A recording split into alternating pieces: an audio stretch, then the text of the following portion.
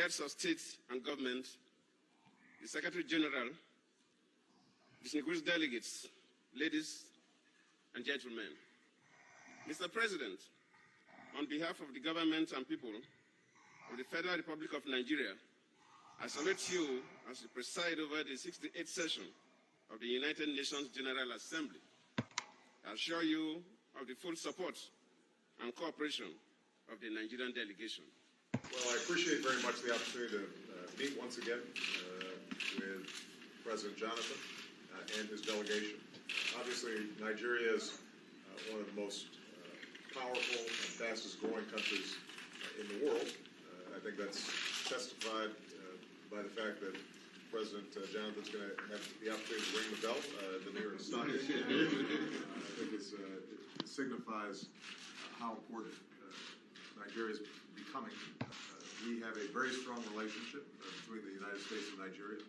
It's not just based on government-to-government relations, but also people-to-people relations. And we have an outstanding Nigerian-American community here in the United States that is making incredible contributions in every field, every single day. Our friend and brother, the President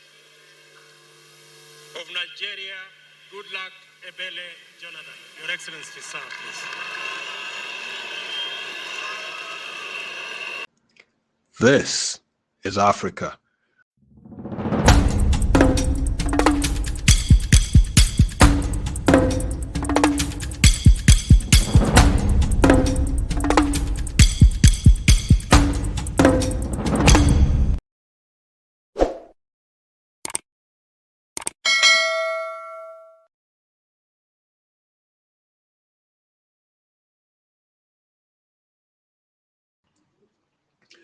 Goodluck Ebele Jonathan, born November 20th, 1957 in Ogboya, Bayelsa State, Nigeria, is a prominent Nigerian politician who served as the President of Nigeria from 2010 to 2015.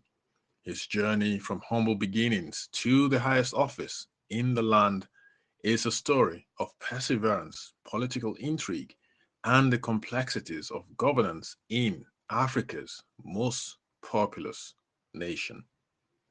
Goodluck Jonathan was born into a humble family in the small village of Otuoke in the Niger Delta region of Nigeria. He grew up in modest circumstances, and his parents instilling in him the values of hard work, integrity, and community service from a young age. Despite the challenges of poverty and limited educational opportunities in his rural upbringing, Jonathan displayed remarkable academic promise and a thirst for knowledge. Jonathan's educational journey began at St. Stephen's Primary School in Otuoke, where he excelled academically and demonstrated natural leadership qualities. He later attended Mater Dei High School in Imiringi, where he continued to distinguish himself as a diligent student and active participant in extracurricular activities. After completing his secondary education, Jonathan enrolled at the University of Port Harcourt, where he pursued a degree in zoology. He later earned a master's degree in hydrobiology and fisheries biology from the same institution, solidifying his academic credentials and laying the foundation for a career in academia and public service. Goodluck Jonathan's entry into politics was gradual, beginning with his involvement in student activism and campus politics during his university years. His natural charisma, eloquence, and commitment to social justice endeared him to his peers and set the stage for his future political aspirations. In 1998, Jonathan made his foray into mainstream politics when he was appointed Deputy Governor of Bayelsa State under the administration of Dieprie Alamesea. His tenure as Deputy Governor was marked by a focus on grassroots development youth empowerment, and the promotion of good governance principles. In 2005, Jonathan ascended the position of governor of Bayelsa State following the impeachment of Alamesea. During his tenure as governor, Jonathan prioritized infrastructure development, education, and healthcare, earning praise for his pragmatic approach to governance and his efforts to improve the lives of ordinary Nigerians. Goodluck Jonathan's political fortunes took a drastic turn in 2007 when he was selected as the running mate to presidential candidate Umaru Musa Yar'Adua under the People's Democratic Party (PDP) ticket.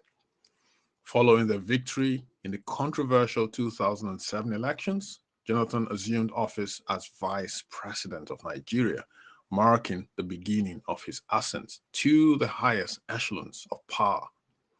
Jonathan's tenure as Vice President was marked by relative stability and economic growth, despite lingering challenges such as corruption, insecurity, and political instability.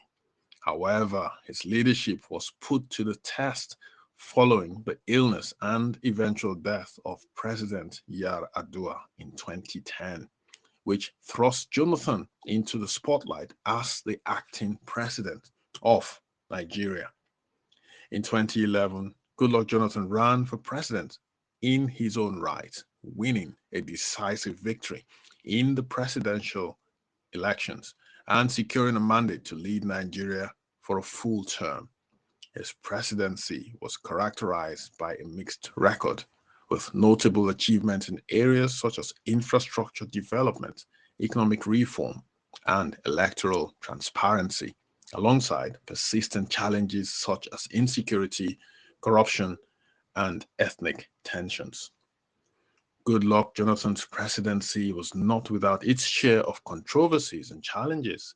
His administration faced criticism for its handling of the Boko Haram insurgency in the northeast, which escalated during his tenure and resulted in widespread violence, displacement, and human rights abuses. Jonathan's response to the crisis was criticized as slow and ineffective, leading to mounting public frustration and calls for greater security measures. Additionally, Jonathan's presidency was marred by allegations of corruption and mismanagement, with critics accusing his administration of endemic graft, cronyism, and a lack of accountability. Despite his pledges to tackle corruption and improve governance, Jonathan's efforts were often undermined by entrenched interests and systemic challenges within Nigeria's political and bureaucratic establishment. Since leaving office in 2015, Goodluck Jonathan has remained active in Nigerian politics and public life, albeit in a less formal capacity. He continues to advocate for peace, reconciliation, and democratic reform, serving as a mediator in regional conflicts and participating in international forums focused on governance and development. Jonathan's legacy as Nigeria's president remains a subject of debate and interpretation. While some view his tenure as a period of progress and reform, others criticize his administration for failing to address fundamental challenges facing the country and for perpetuating a culture of impunity and patronage. Regardless of differing opinions, Jonathan's impact on Nigerian politics and society is undeniable, shaping the trajectory of the nation's history in ways that continue to reverberate to this day. Goodluck Jonathan's journey from a humble upbringing in rural Nigeria to the presidency of Africa's most populous nation is a testament to the power of perseverance, determination, and visionary leadership. Despite the obstacles he faced along the way, Jonathan remained committed to his principles and dedicated to serving the Nigerian people to the best of his ability. As Nigeria continues to navigate its complex political landscape and confront its myriad challenges, the legacy of Goodluck Ebele Jonathan serves as a reminder of the enduring importance of integrity, accountability, and inclusive governance in building a better future for all Nigerians. Whether as a statesman, a mediator, or a voice for change, Jonathan's influence on Nigeria's political evolution will continue to shape the nation's destiny for generations to come. If you want to take power, must you destroy a house if you really want to take over the house? If you destroy, of course, you'll start to build from the scratch. Before you finish building, Nigerians will boot you out because they see you're wasting their time. So I plead with the political parties, all the political parties, of course, including my PDP, because we're also opposition in some states where we have governors who are from other parties. So in those states, we are opposition. But I tend to see that the opposition parties tend to be so aggressive. Even at the center, they tend to be so aggressive. As Politics. To aggression. But Politics. It's not. It's a kind of primitive politics. If you look at the evolution of policy, yes, it started that way. But it shouldn't be that way. We shouldn't be where we are. We're emulating America. We're emulating the United Kingdom. We're emulating France. Do they burn people posters? They vandalize houses in America. It shouldn't they burn campaign vehicles in America? We shouldn't be at this point. We shouldn't. After all, our constitution pattern after that of America. Why We can't shouldn't we be at that point. emulate the good things they are doing? My very last question is: any regrets and any lessons learned? You know, over the years. Yes. Let's even look at the last 5 years. Let's even look beyond that. You know, I thank you for the time you've given me. I know that it's, you know, you're rushing and I've got questions I haven't asked, but you know, just to wrap up, please. More, don't worry. I think Ruben will give you time. You come To Abuja. so we can sit down for 3 hours after the conversation. You can serialize the interviews. Because if you ask me of regrets and key lessons, you're going to be here for this is another 2 hours. 2 hours. Oh my God. But I'll tell you that every day we learn. Yes. I always say, even as a student and as a teacher, I say that, in fact, the lecturers or the professors, they are the biggest students. From deputy governor to date, I'm really exposed to the Nigerian public. You meet different people. People sometimes, before you used to think about them differently, especially the big names and the small names. And you now get in touch with them. You have the opportunity of knowing who are these human beings. Are they angels? Are they magicians? Are they ordinary mortals? And you begin to see that all of us are ordinary mortals. So you said that's one of the major lessons you've learned. So it's a big lesson. Yes, big lesson indeed. But did you want to share regrets? I have no regrets. No regrets. Wow. Okay. Mr. President, thank you very much. Thank you so much. Thank you.